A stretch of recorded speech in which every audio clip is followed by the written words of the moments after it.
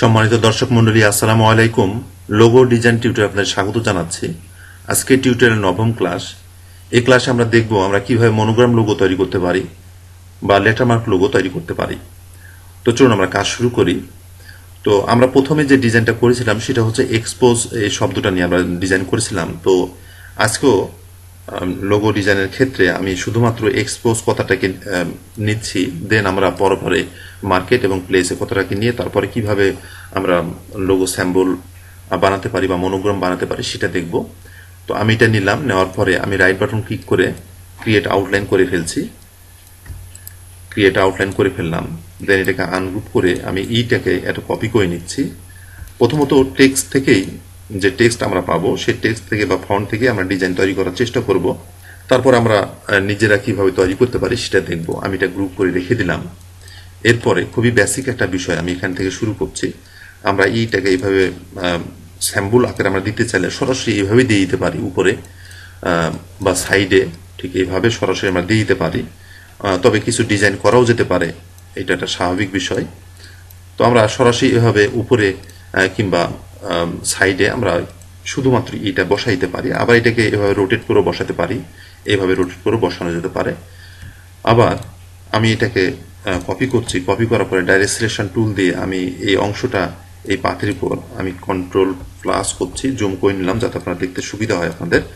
আমি এখানে ক্লিক করে শিফট চেপে ধরে আমি বাম দিকে নিয়ে আসছি। এই কাজগুলো এর আগে অবশ্য আপনাদের দেখানো হয়েছে, যা হোক আমি এখানেও বলছি। এরপর পাথফাইন্ডার অপশনে আমি আসলাম, দেন ডিভাইড করে দিলাম এবং এই অংশটা আমি ডিলিট করে দিচ্ছি।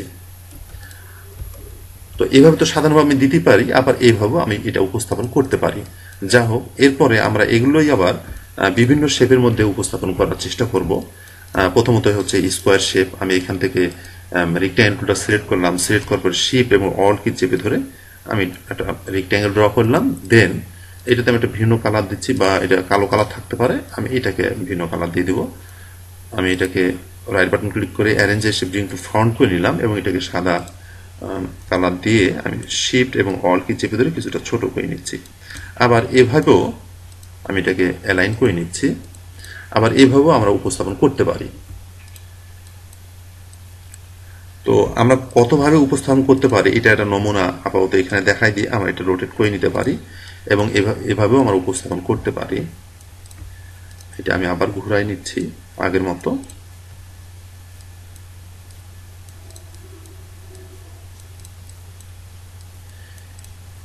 এরপরে আমি এই রেক্ট্যাঙ্গেলটাকে বা এই স্কোয়ারটাকে আমি সিলেক্ট করছি। সিলেক্ট করার পরে আমি অবজেক্টে যাচ্ছি, অবজেক্ট থেকে পাথ এবং অফসেট পাথ করে কিছুটা আমি বড় করে নিব। আমি প্রিভিউ এখানে চেক মার্ক দিয়ে দিলাম। দেন এখানে 6 ফিটই আছে, আমি এটাকে বাড়াই নিচ্ছি,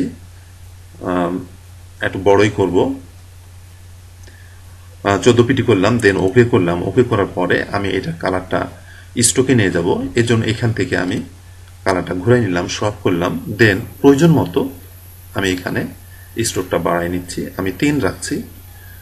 এরপরে অবজেক্ট থেকে এক্সপান্ড আমরা করে ফেললাম। ঠিক এইভাবে কাজের সুবিধার্থে আমি জুম করে নিচ্ছি। এরপর যা করব তা হলো রেক্ট্যাঙ্গেল এখান থেকে সিলেক্ট করলাম এবং এই রেক্ট্যাঙ্গেল বরাবর এবং উপর এবং নিচ বরাবর আমি ড্র করার পরে সিলেকশন টুল দিয়ে দুটোকে সিলেক্ট করছি। সিলেক্ট করার পরে পাথফাইন্ডার অপশনে এসে ডিভাইড করলাম এবং যেহেতু সিলেকশন টুলে আছে আমি আনগ্রুপ করে নিচ্ছি এবং এই অংশ ডিলিট করে দিলাম এবং এটাকে সিলেক্ট করে আমি অল্ট কি চেপে ধরে কিছুটা ছোট করে নিব। ঠিক এইভাবে। এখন আমি চাচ্ছি এর ডান দিকে একটা এবং বাম দিকে একটা এই রেখাটা রাখতে আর কি। তো এটা করার জন্য আমি এটা একটু ছোট করছি। এটা করার জন্য আমি অল্ট কি চেপে ধরে একটা কপি করে নিলাম, কন্ট্রোল ডি করছি, তাতে ডুপ্লিকেট হলো। ডুপ্লিকেট এই জন্য করলাম যাতে এই যে মাঝে যে গ্যাপটা হয়েছে এটা যেন সমান থাকে। এরপর আমি এটা এবং এটা সিলেক্ট করে আমি অল্ট কি চেপে ধরে কিছুটা ছোট করে নিচ্ছি। ঠিক এইভাবে। এরপর সবগুলো সিলেক্ট করে আমি কিবোর্ড থেকে কন্ট্রোল জি প্রেস করলাম, তাতে গ্রুপ হয়ে গেল। এখন আমাদের যে কাজ সেটা হচ্ছে এইটা একেবারে এই বাহু মাঝামাঝি নিয়ে আসা। আর এটা নিয়ে আসার জন্য আমি এখান থেকে এই বাহু বরাবর একটা রেক্ট্যাঙ্গেল ড্র করলাম। দেন এটা তো সিলেক্ট অবস্থায় আছে, শিফট চেপে ধরে আমি এটাকে সিলেক্ট করলাম এবং এর উপর একটা ক্লিক করলাম। তার মানে আমি কমান্ড করছি যে এটা ঠিক থাকবে, এটা মুভ করে এর বরাবর হবে। এরপর আমি এখান থেকে হরিজন্টাল অ্যালাইন সেন্টার যদি করে দিই তাহলে ঠিক হয়ে যাবে। তাহলে আমাদের মাপ মতো জিনিসটা হয়ে গেল। আমি কন্ট্রোল মাইনাস করছি। তো এইভাবেও আমরা লোগো উপস্থাপন করতে পারি। তো এইটা যখন আমরা উপস্থাপন করব এইভাবে, তখন আর এটা উপরে হবে না, তখন আমরা দিব কি ঠিক এই সাইডে আমি এটা কপি করছি এবং শিফট ধরে আমি কিছুটা বড় করে নিচ্ছি। যখন আমরা এই ধরনের রেখাগুলো ব্যবহার করব তখন এটা আমাদের আর উপরে হবে না, তখন এটা আমাদের সাইডে দিতে হবে। আমি এটা সিলেক্ট করলাম, সিলেক্ট করার পরে এটা ক্লিক করলাম এবং এখান থেকে ভার্টিক্যাল অ্যালাইন সেন্টার ঠিক করে নিলাম। একটা বিষয় আপনাদের মনে আছে কিনা জানি না, যে আমরা যখন ঘিরা কোনো শেপ মাঝখানে ফাঁকা থাকে, এই ধরনের কোনো শেপ যখন ডিভাইড করি তখন এর মধ্যে একটা ময়লা তৈরি হয়। তো সেই ময়লাটা এখানে দেখা আছে, দেখেন এই যে এটা আমরা অবশ্যই মনে করি ডিলিট করে দিব। এটা সিলেক্ট করলাম, দেন আমি ব্যাক স্পেস চাপ দিলাম দুইবার, যেহেতু আমি ডাইরেক্ট সিলেকশন টুল দিয়ে সিলেক্ট করেছি। তো এইভাবেও আমরা লোগো দিতে পারি। আবার আমি এখানে আপনাদেরকে এটা শুধুমাত্র এটা স্কোয়ার শেপের মধ্যে দেখালাম, এটাও হতে পারে রাউন্ড শেপের মধ্যেও আমরা এইভাবে দিতে পারি, যদিও এগুলো একেবারে বেসিক বিষয়। এরপর আমি সবগুলো নিয়ে আলোচনা করব মনে করছি। আমি সেন্ড টু ব্যাকে করে দিলাম, দেন দুটো সিলেক্ট করে এটাতে ক্লিক করছি এবং হরিজন্টাল অ্যালাইন সেন্টার এবং ভার্টিক্যাল অ্যালাইন সেন্টার ঠিক করে নিচ্ছি। ঠিক এইভাবে আমরা এইভাবে উপস্থাপন করতে পারি। আবার আমরা চাইলে এটা পলিগন টুলের মধ্যেও আমরা দিতে পারি। তো আমি আর নিয়ে টেক্সট দিয়ে বানানো নিয়ে, মানে এটা তো টেক্সট আমরা নিয়েছি, তারপর এটাকে মডিফাই করে বিভিন্ন শেপের মধ্যে দিয়ে এটা করলাম আর কি। তো এটা নিয়ে আমি আর কি আগাতে চাচ্ছি না বেশি। এখন আমি আপনাদের যেটা দেখাতে চাই যে যদি আমরা নিজেরা তৈরি করতে চাই তাহলে সেটা কিভাবে হতে পারে, কিভাবে দেওয়া যেতে পারে, এটা নিয়ে আমরা কিছুটা এক্সপেরিমেন্ট চালাবো। তো এই জন্য আমি প্রথমত যেটা করব সেটা হচ্ছে টুলবার থেকে এই রাউন্ড টুলটা, ইলিপস টুলটা আমি সিলেক্ট করলাম, সিলেক্ট করার পর শিফট এবং অল্ট কি চেপে ধরে আমি এইভাবে ড্র করছি এবং এটা স্ট্রোক কালার নিয়ে আসছি। দেন আমি স্ট্রোকটা বাড়াই নিচ্ছি এখান থেকে, মাউসের চাকাটা ঘুরায় আমি মোটা করতে চাচ্ছি, মোটামুটি একটু মোটা হবে, এমন হলে হতে পারে। ঠিক তো এটাকে আমি বানাবো। বানানোর জন্য আমি এখান থেকে লাইন সেগমেন্ট টুলটা সিলেক্ট করছি, সিলেক্ট করে আমি শিফট চেপে ধরে আমি ড্র করলাম। শিফট চেপে এই জন্য ধরলাম যে এটাকে আমি সোজা করতে চাই। এরপর জায়গা মতো এটা আমরা বসাই দিব। বসানোর পরে আমরা পেন টুলের এইখানে এসে মাউসটা ক্লিক করে চেপে ধরে থাকলে আমরা এখান থেকে অ্যাঙ্কর পয়েন্ট টুলটা পাবো, এটা সিলেক্ট করব। সিলেক্ট করে আমি এটা একটু এইভাবে ড্র করছি যাতে এই হ্যান্ডেলগুলো আমি বের করতে পারি। তো আমি হ্যান্ডেলটা ঠিক এটা উপরে নিব আর এটা নিচে নিব। নেওয়ার পর আমি ডাইরেক্ট সিলেকশন টুলে গেলাম এবং এটা আমি কিছুটা নিচে নামাই নিয়ে আসলাম। এগুলো আমি র্যান্ডমলি করছি। এটা চোখের মাপ মতো করছি, নির্দিষ্ট কোনো বিষয় আশায় নাই, এমন হলে হতে পারে। তো আমার যেটা মাথায় আসছে সেটা হলো যে আমি এখান থেকে এটা কার্ভ হবে, কিন্তু এখান থেকে এদিকে কার্ভ হবে না। তো যা করছি এখান থেকে সিজার টুল সিলেক্ট করলাম, সিলেক্ট করার পরে আমি এই যে সোজা জায়গাটা দেখা যাচ্ছে এখানে আমি ক্লিক করছি। ক্লিক করার পরে এটা আমি ডিলিট করে দিচ্ছি, ব্যাক স্পেস চাপ দিলাম। দেন আমি এখান থেকে পেন টুলটা সিলেক্ট করলাম, পেন টুল সিলেক্ট করে আমি এখানে ক্লিক করছি এবং শিফট চেপে ধরে সোজা করে ফেললাম। ঠিক আমি এটা একটু বাম দিকে নিতে চাচ্ছি আগায়। ঠিক আছে, এমন হলেই হবে। এরপর যা করব সেটা হলো সিজার টুলটা নিয়ে আমি এখানে একটা ক্লিক করছি, এখানে ক্লিক করলাম এবং এখানে ক্লিক করলাম। দেন মাঝের এই অংশটুকু আমি ডিলিট করে দিচ্ছি। যদি মনে হয় ঠিক আছে, হবে ভালো, তাহলে সবগুলো সিলেক্ট করে আমরা অবজেক্টে গিয়ে এক্সপান্ড করে ফেলবো। এরপর সবগুলো সিলেক্ট করে আমি টুলবার থেকে শেপ বিল্ডার টুলটা সিলেক্ট করছি। সিলেক্ট করার পরে আমি অল্ট কি চেপে ধরে এখানে ক্লিক করলাম এবং এখানে ক্লিক করলাম। আমরা চাইলে এখানে ক্লিক করতে পারি, এটাও হয়ে যায়। তো আমি এটা করতে চাচ্ছি না, আমি এটা বাড়ায় রাখতে চাচ্ছি এইভাবে। দেন আমি এটাকে সিলেক্ট করে আমি চাচ্ছি এখানে একটা গ্যাপ তৈরি করে দিব। এটাকে সিলেক্ট করে আমি এইভাবে কপি করে নেওয়া যেতে পারে, এটাও করা যেতে পারে। কপি করে নিলাম। কপি করার পরে আমি সবগুলো সিলেক্ট করলাম, সিলেক্ট করে আমি শেপ বিল্ডার টুলটা এখান থেকে সিলেক্ট করছি এবং অল্ট কি চেপে ধরে এই গ্যাপটা আমি তৈরি করব। এখানে ক্লিক করলাম এবং বর্ধিত যে অংশটা, বাকি যে অংশটা, এটা আমি সিলেক্ট করে ডিলিট করে দিলাম। তাহলে এভাবেও আমরা তৈরি করতে পারি এবং দিতে পারি। আমি সবগুলো সিলেক্ট করে পাথফাইন্ডার অপশনে এসে ইউনাইট করে দিলাম। আবার আমরা যদি চাই যে না এগুলো আমি রাউন্ডেড করে দিব, করতে পারি। আমি অল্ট কি চেপে ধরে ক্লিক করলাম, কপি করলাম, দেন এভাবে আমরা ডাইরেক্ট সিলেকশন টুল দিয়ে সিলেক্ট করে অ্যাঙ্কর পয়েন্ট দুটো আমরা এভাবে রাউন্ডেড করে দিতে পারি। কিংবা এখানেও যদি চাই আমরা রাউন্ডেড করে দিব, তাহলে কি করব, ডাইরেক্ট সিলেকশন টুল দিয়ে এই যে দুইটা অ্যাঙ্কর পয়েন্ট আমরা সিলেক্ট করলাম, দেন এই পয়েন্ট ধরে আমরা এই রাউন্ডেড করে দিলাম। এখানে পুরো রাউন্ডেড হলো না, বুঝতে পারছি না কোনো সমস্যা আছে কিনা, দেখি। হ্যাঁ, এখানে একটা অ্যাঙ্কর পয়েন্ট আছে, এটার জন্য আসলে রাউন্ডেড হলো না।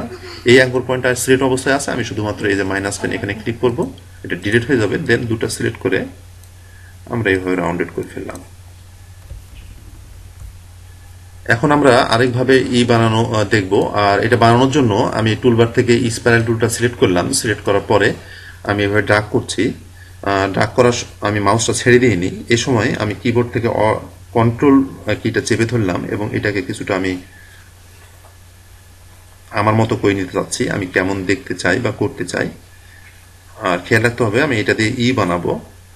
হ্যাঁ, আমি এমনই রাখছি, রাখার পরে আমি ছেড়ে দিলাম। দেন আমি এখান এসে আমি স্ট্রোকটা বাড়াই নিচ্ছি প্রয়োজন মতো, এমন হলে হবে। আমি এটা কপি করে এখানে এটা রেখে দিলাম। এরপর টুলবার থেকে আমি সিজার টুলটা সিলেক্ট করলাম এবং ঠিক এখানে ক্লিক করছি। এখানে ক্লিক করার পরে এটা সিলেক্ট অবস্থায় আছে, এটা আমি ব্যাক স্পেস চেপে ডিলিট করে দিলাম।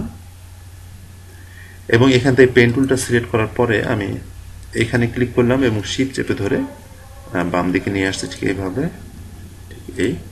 তো এটাকেও আমরা স্যাম্পল হিসাবে ব্যবহার করে ফেলতে পারি। এটা আর দরকার না, এটা আমি ডিলিট করে দিচ্ছি। এবং এখানে আমরা আরও কিছু এক্সপেরিমেন্ট চালাতে পারি।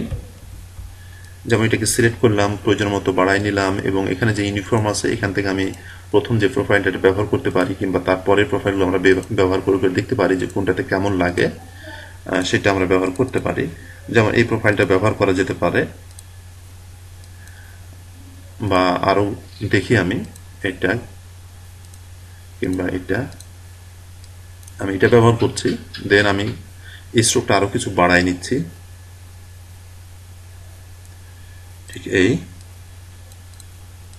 এরপর সিলেক্ট রাখা অবস্থায় আমরা অবজেক্টে যাব, অবজেক্টে এক্সপান্ড অ্যাপিয়ারেন্স করে ফেলবো, তাতে এই হবে। তো এইভাবেও আমরা হিসাবে এটাকে ব্যবহার করতে পারি। আমরা কালার দিয়ে দিতে পারি একটা এইভাবে। আবার যদি এটাকে কিছুটা মডিফাই আমরা করতে চাই, আমি এটাকে কপি করছি। কপি করার পরে এটা আমি কপি করে রেখে দিলাম। দেন এটাকে সিলেক্ট করলাম, সিলেক্ট করে আমি পাথফাইন্ডার অপশনে এসে ডিভাইড করলাম এবং আনগ্রুপ করে নিচ্ছি এবং এটা কালার অ্যাপ্লাই করছি, কারণ এখানে ঘেরা জায়গা আছে, এর মধ্যে ময়লা আসবে, এগুলো আমরা দূর করে দিব, ঠিক এই। এরপর যেটা করতে পারি, আসলে আমি যেটা করতে চাচ্ছি সেটা হচ্ছে এখান থেকে একটু গ্যাপ থাকবে এদিকে এবং এখান থেকে এদিকে গ্যাপ থাকবে। এটা আমরা করার জন্য মাঝের এই অংশটা আমি সিলেক্ট করলাম, সিলেক্ট করে অবজেক্টে যাচ্ছি, অবজেক্টে পাথ এবং অফসেট পাথে গেলাম এবং প্রিভিউ করে নিলাম। আমরা এত বড় করব না, আমরা যেটা মাপ করতে চাই এই গ্যাপের অনুযায়ী আমরা করতে যাচ্ছি। 9 ফিটই হচ্ছে, ওকে করলাম। দেন সবগুলো সিলেক্ট করে, আচ্ছা এটাও আমি করে ফেলি। এটাকে সিলেক্ট রেখে অবজেক্টে যাচ্ছি, অবজেক্টে পাথ এবং অফসেট পাথ, ওখানে যেহেতু 9 ফিটই, কাজে এখানে আমরা তাই ব্যবহার করব। এবার সবগুলো সিলেক্ট করলাম, সিলেক্ট করে আমি শেপ বিল্ডার টুলটা এখান থেকে সিলেক্ট করছি। দেন অল্ট কি চেপে ধরে এখানে ক্লিক করলাম এবং এখানে ক্লিক করলাম। এরপরে যে এই অংশগুলো আমি এগুলো ডিলিট করে দিলাম, এটা এবং এটা। এরপর সবগুলো সিলেক্ট করে আমরা পাথফাইন্ডার অপশনে এসে ইউনাইট করে দিলাম, ঠিক এইভাবে। এখানে একটু সমস্যা মনে হচ্ছে, আচ্ছা কিছু না, আমি ডিলিট করে দিলাম। এরপরে আমরা কালার এইভাবে ব্যবহার করে ফেলতে পারি। একটা গ্রে কালার দিলাম, এখান থেকে একটু বা এটা আমরা অন্য একটা কালার দিয়ে দিলাম। তো এভাবেও আমরা তৈরি করতে পারি, বা আরো অনেকভাবে তৈরি করা যেতে পারে। তার কিছু নমুনা আবার এইভাবে যে এটা যে আছে হুবহু এটাই আমরা দিয়ে দিতে পারি। আমরা যদি এটা মুখগুলো রাউন্ডেড করতে চাই, এটা যদি রাউন্ডেড করতে চাই তাহলে স্ট্রোকে এখানে আসবো, এসে রাউন্ড ক্যাপ এটা আমরা দিয়ে দেবো। দেন সিলেক্ট থাকা অবস্থায় আমরা অবজেক্টে যাব, অবজেক্টে এক্সপান্ড করে দেব, তাহলে এটাও আমরা অ্যাপ্লাই করতে পারি। তো বন্ধুরা, এই পর্যন্ত আপনারা দেখলেন যে এক্সপোজ এর জন্য আমরা কিছু মনোগ্রাম তৈরি করলাম, কিছুটা টেক্সট থেকে এবং কিছুটা নিজেরাই বিভিন্ন টুল ব্যবহার করে করলাম। তো আজকে এই পর্যন্তই। সামনের টিউটোরিয়ালে আমরা দেখব যে ই, এম এবং পি দিয়ে আমরা কিভাবে মনোগ্রাম বানাতে পারি বা লোগো বানাতে পারি সেটা দেখব। সে পর্যন্ত আবার ভালো থাকেন, সুস্থ থাকেন এই কামনা করছি। আসসালামু আলাইকুম।